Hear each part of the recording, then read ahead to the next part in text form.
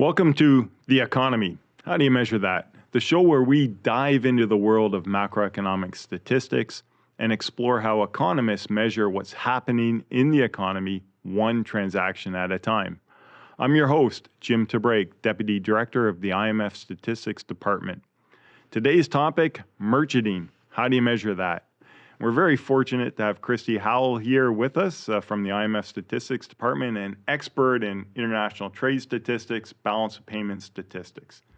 So Christy, I'm going to start off with a situation, kind of a question.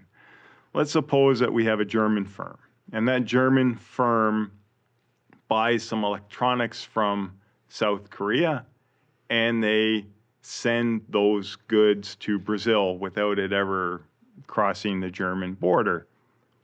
What exactly is that from a balance of payments compiler's perspective? Hi, Jim. So this is what we would call merchanting. And merchanting refers to a situation where a resident from one country buys a good and then resells it to another country, but those goods never physically enter the merchant's country's borders.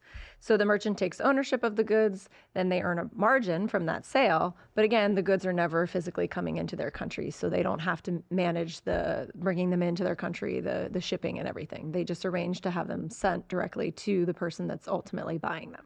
So we have a recording in the German balance of payments, even though these goods never cross the German border, never get entered in their customs documentation in any way or fashion? Exactly. So the goods go straight from Korea to Brazil. But again, that economic activity, the ownership and the profit belongs to that German merchant. And that is what we want to capture in the balance of payments because we're talking about this concept of change of ownership. Okay, so then what exactly is shown in the balance of payments? Because it seems like there's some sort of like kind of weird margin going on here. Exactly. So you would think about this maybe as being some type of wholesale or retail trade. So one might expect that means we would record this under trade and services. But actually, we're going to record this in trade and goods in the balance of payments.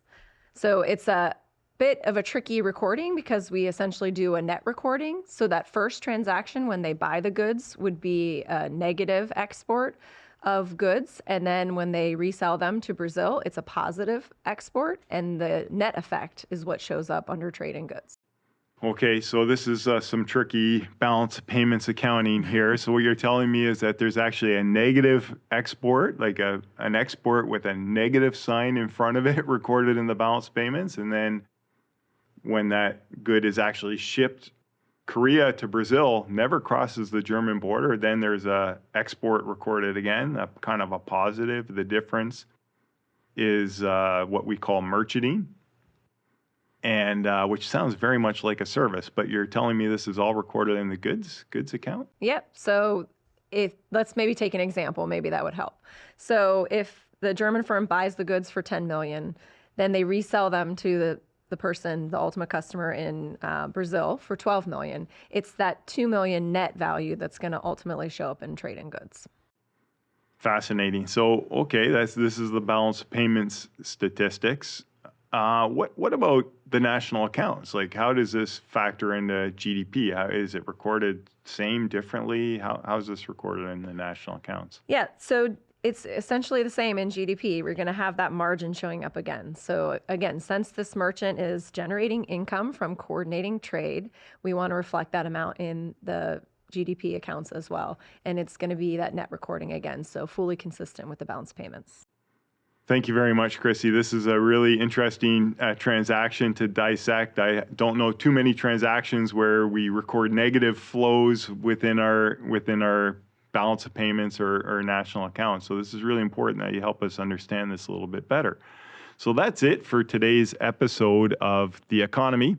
How do you measure that? If you enjoyed this episode, like, subscribe, and share. And remember, behind every economic transaction, even when the goods never cross a border, at least in this case, the German border, there's a statistician like Christy trying to figure out how to measure it.